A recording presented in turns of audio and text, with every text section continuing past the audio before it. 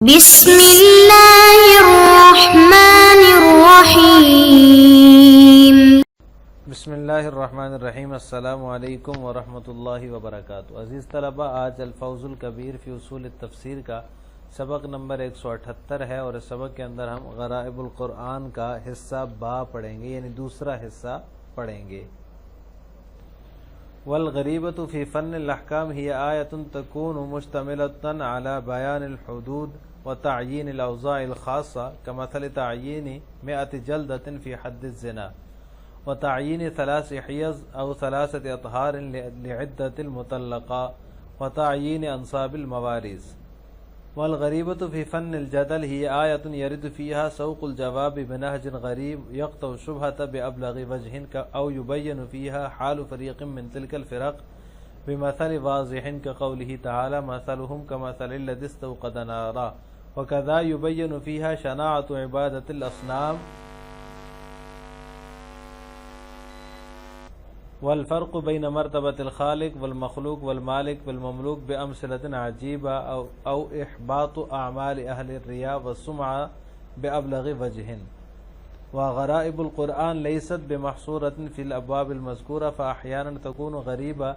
من جهة بلاغة القرآن وإناقة أسلوبه مثل سورة الرحمن، ولهذا سميت في الحديث بعروس القرآن، وأحيانا تكون غريبة من جهة تصوير سورة سعيد وشقي۔ اس کا ترجمہ یہ ہے، والغریبۃ فی فن الاحکام ہی آیۃ تکون مشتملۃ، فن احکام میں غریب وہ آیت ہے جو حدود کے بیان اور کسی خاص وضع کی تعیین پر مشتمل ہو، کمثل تعیین 100 جلدۃ فی حد الزنا، مثلا حد زنا میں 100 کوڑوں کی تعیین، و تعیین 3 حیض اور مطلقہ کی عدت میں 3 حیض یا 3 طہر کی تعیین، و تعیین انصاب الموارث اور میراث کے حصوں کی تعیین۔ والغریبۃ فی فن الجدل، اور فن جدل میں علم الجدل میں غریب وہ آیت ہے، یہ آیت یرد فیہا سوق الجواب بنہج غریب، جس میں جواب کا تذکرہ ایسے عمدہ اسلوب میں ہو جو شبہ کو کامل طور پر ختم کر دے، یقطع الشبہۃ بأبلغ وجہ او یبین فیہا حال فریق من تلک الفرق بمثل واضح، یا اس فریق کے بیان احوال کو واضح مثال کے ساتھ جوڑ دے، کقولہ تعالی، جیسے کہ اللہ تعالیٰ کا فرمان ہے، مثلہم کمثل الذی استوقد نارا، اس شخص کی مثال جیسے ان کی مثال اس شخص کی مثال جیسی ہے جس نے آگ روشن کی ہو۔ وکذا یبین فیہا شناعۃ عبادۃ الاصنام، اور اسی طرح بت پرستی کی قباحت کا بیان، اور الفرق بین مرتبۃ الخالق والمخلوق، اور خالق اور مخلوق کے مرتبے کے درمیان فرق کرنا، والمالک والمملوک بامثلۃ عجیبہ، اور مالک مملوک کے مراتب میں عجیب مثالوں کے ذریعے فرق کرنا، او احباط اعمال اہل الریا والسمعہ، یا ریا اور شہرت والوں کے لیے ریا اور شہرت والوں کے اعمال کی بربادی کو بأبلغ وجہ، عمدہ اسلوب میں، مؤثر اسلوب میں بیان کرنا۔ والغریبۃ فی فن الاحکام، یہاں سے مصنف رحمہ اللہ غرائب القرآن فی فن الاحکام و فی فن الجدل کا ذکر کر رہے ہیں، تو آج کے سبق میں ہم ان کی تفصیل پڑھیں گے۔ حدود کا بیان کا ذکر کیا ہے شاہ صاحب نے، علی بیان حدود والغریب فی فن الاحکام، تو حدود کے بیان میں جو آیت ہے، غریب والسارق والسارقۃ فاقطعوا ایدیہما جزاء بما کسبا نکالا من اللہ، یہ سورہ مائدہ کی آیت ہے، اور اس طرح دوسری آیات بھی ہیں، اور اس طرح حد زنا کی الزانیۃ والزانی فاجلدوا کل واحد منہما 100 جلدہ، جس کو شاہ صاحب نے جو ہے وہ ذکر کیا ہے، تعیین 100 جلدۃ فی حد الزنا۔ اور اسی طرح جو مطلقہ کی عدت کے متعلق آیت ہے وہ ہے والمطلقات یتربصن بانفسہن 3 قروء، اور اسی طرح آخر میں وتعیین انصباء الموارث، یہ جو ہے میراث کے حصوں کے متعلق جو حدیث ہے، جو آیت ہے وہ ہے یوصیکم اللہ فی اولادکم للذکر مثل حظ الانثیین فإن کن نساء فوق اثنتین فلہن ثلث ما ترک، اور اسی طرح یستفتونک قل اللہ یفتیکم فی الکلالہ، یہ آیات جو ہیں یہ انصباء الموارث کی مثال ہیں۔ اس کے بعد دوسری چیز جو بیان کی غریب فی فن الجدل یا علم المخاصمہ میں جو غریب آیات ہیں وہ ہے فرق ضالہ کے شکوک و شبہات یا ان کے غلط عقائد کا واضح اور مؤثر رد پیش کیے گیا جن آیات کے اندر، وہ ہے وَضَرَبَ لَنَا مَثَلًا وَنَسِيَ خَلْقًا قَالَ مَن يُحْيِي الْعِظَامَ وَهِيَ رَمِيمٌ قُلْ يُحْيِيهَا الَّذِي أَنشَأَهَا أَوَّلَ مَرَّةٍ وَهُوَ بِكُلِّ شَيْءٍ عَلِيمٌ، یعنی یہ ان کا غلط عقیدہ ہے نا، جب مر جائیں گے خاک ہو جائیں گے تو اللہ تعالیٰ ہمیں کیسے زندہ کرے گا۔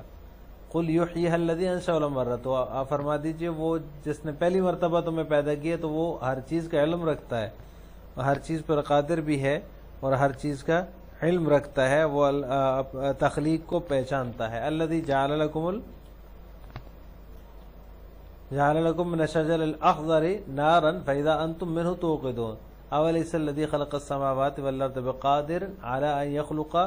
مثلہم بلا وہو الخلاق العلیم، اور اس طرح دیگر بہت سی آیات ہیں جو کہ فرق ضالہ کے شکوک و شبہات کے یا ان کے جو غلط عقائد ہیں ان کا واضح اور مؤثر رد جن کے اندر پیش کیا گیا ہے۔ دوسری مثال اس کی کسی گمراہ فرقے کے احوال کی شناعت کو مثال سے واضح کیا گیا ہو، وہ آیات جو ہیں وہ فن جدل میں غریب ہیں، جیسے مثلہم کمثل الذی استوقد نارا فلما اضاءت ما حولہ ذهب اللہ بنورہم۔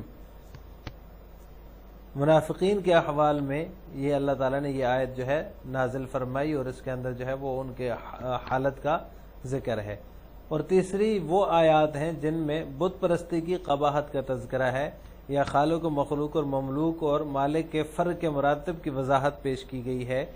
جیسے ضرب اللہ مثلا عبدا مملوکا لا يقدر على شيء ومن رزقناه منا رزقا حسنا فهو ينفق منه سرا وجهرا هل يستوون۔ اسی طرح وہ آیات جن میں ریاکاروں کے اعمال صالحہ کے برباد ہونے کا تذکرہ ہے وہ سب علم الجدل کی غریب آیات ہیں، یعنی یا ایھا الذین آمنوا لا تبطلوا صدقاتکم بالمن والاذى كالذي ينفق ماله رئاء الناس ولا يؤمن بالله واليوم الآخر فمثله كمثل صفوان۔ یہ جو آیات ہیں یہ ریاکاروں کے اعمال صالحہ کے برباد ہونے کا ان کے اندر تذکرہ ہے۔ تو فن الجدل کی مثالیں یہ آپ کے سامنے آ گئیں۔ اس سے پہلے ہم نے جو ہے وہ فن الاحکام کے اندر جو غریب آیات ہیں، جو نادر اور افضل آیات ہیں، ان کی مثالیں بھی آپ کے سامنے بیان حدود، حد زنا، عدت مطلقہ اور انصباء الموارث کا ذکر آ چکا ہے۔ وغرائب القرآن لیست بمحصورۃ فی الابواب المذکورہ، شاہ صاحب رحمہ اللہ تعالی یہاں سے یہ بتانا چاہ رہے ہیں کہ غریب القرآن کی جتنی قسمیں ذکر کی گئی ہیں اور جو جن کی ان کی بنیاد الفاظ کے مدلولات اور مضامین پر تھی، اور غرائب قرآنی کی جو مذکورہ تقسیم ہے یہ جو اوپر گزر چکی ہے، غریبۃ فی فن الجدل، غریبۃ فی فن الاحکام، اس طرح غریبۃ فی فن تذکیر بآلاء اللہ، یہ مدلولات اور مضامین اور معنی کے اعتبار سے تھی۔ اب اس عبارت میں وغرائب القرآن لیست بمحصورۃ فی الابواب، یہ تنبیہ فرما رہے ہیں شاہ صاحب رحمہ اللہ تعالی کہ غرائب قرآن کی تقسیم جہاں مضامین کی حیثیت سے ہوئی ہے وہیں دوسری حیثیات جتنی بھی ہیں ان کی تقسیم کی جا سکتی ہے، دوسری حیثیات سے بھی ان کی تقسیم کی جا سکتی ہے۔ چنانچہ بلاغت کی حیثیت سے بھی اس کی تقسیم ہو سکتی ہے، اور اس طرح سعادت مندی، نیک بختی کی منظر کشی کے اعتبار سے بھی تقسیم ہو سکتی ہے۔ یعنی یہ بتانا چاہ رہے ہیں کہ وہ صرف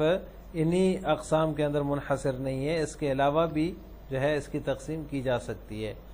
اس کا ترجمہ یہ ہے وغرائب القرآن لیست بمحصورۃ فی الابواب المذکورہ،